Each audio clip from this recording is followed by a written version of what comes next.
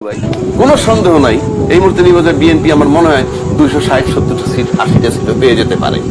আজকে পর্যন্ত যে অবস্থা, এই মুহূর্তে নির্বাচন হয়ে যায় আর 280টা সিট যদি দুদু ভাই আপনারা পেয়ে যান, তাহলে আপনারা কি আমাদের রাখবেন?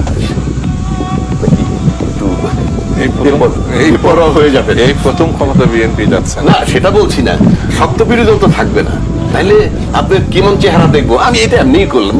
বিএনপি বলেন, জামাত বলেন, সব দলে কিন্তু আওয়ামী লীগ সরকারের বিরুদ্ধে বিরোধিতা করছে। তা সত্ত্বেও আওয়ামী লীগ 15 বছর ক্ষমতায় ছিল, বিরোধিতা করা সত্ত্বেও।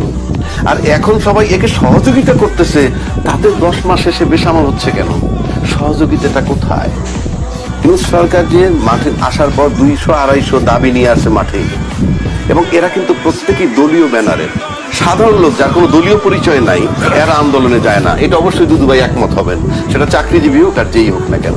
আচ্ছা, চাকরিজীবী হোক আর যেই হোক, কিন্তু দুদু ভাইরা কি কখনো বলছে যে দেখো উনি একজন অন্তর্বর্তীকালীন সরকার, উনি একটা নির্বাচন দিয়ে চলে যাবে, আর যেই দাবি দেওয়াগুলো নিয়ে আসতেছে এটা 5ই আগস্টের পরে তৈরি হয় নাই, এগুলো তার আগে তৈরি হওয়া। আমি মনে করি গণতন্ত্রের স্বার্থে তাদের বলা উচিত ছিল যে বাবা, তোমরা যে দাবি দেওয়া নিয়ে আসছো এগুলো নিয়ে বাসায় যাও। উনি একদম অন্তর্বর্তীকালীন সরকার, ঝামেলায় ফেলায়ও না, উনি নির্বাচন দিয়ে চলে রাখবেন। কেউ কিন্তু বলে, তাহলে কি এটা ইন্ডিকেট করে যে উনি খারাপ অবস্থায় থাকুক? সেটা তারা চান। এই লোকগুলো তো রাজনৈতিক দলে, এবং উনি বলছেন ডিসেম্বর থেকে জুনের মধ্যে নির্বাচন দিব, সেই জায়গায় আছেন। এখন তারিখটা চাচ্ছেন কেন? ওনাদের বিশ্বাস আছে যে ইউনূস সাহেব যদি একটা ডেট দেয়, একটা ডেট পাইলে 2টা রেজাল্ট। নাম্বার 1, ডেট দেওয়ার মানে একটা নির্বাচন হচ্ছে এবং ওই তারিখে হচ্ছে, এই নিশ্চয়তাটা ওনারা চাচ্ছেন। আর ডেট না দেওয়ার মানে ইউনূস সাহেব প্রকাশ করে বুঝাইতে চাচ্ছেন জাতিকে, আমি যদি সঠিকভাবে সংস্কার না পাই, পরিস্থিতি আমার পক্ষে না থাকে, আমি নির্বাচন না দিয়েও চলে যেতে পারি। তবে চলে যাবে এটা শিওর, কোনো সন্দেহ নাই। ইউনূস সাহেব এপ্রিল মে সর্বোচ্চ এর ভিতরে চলে যাবেন।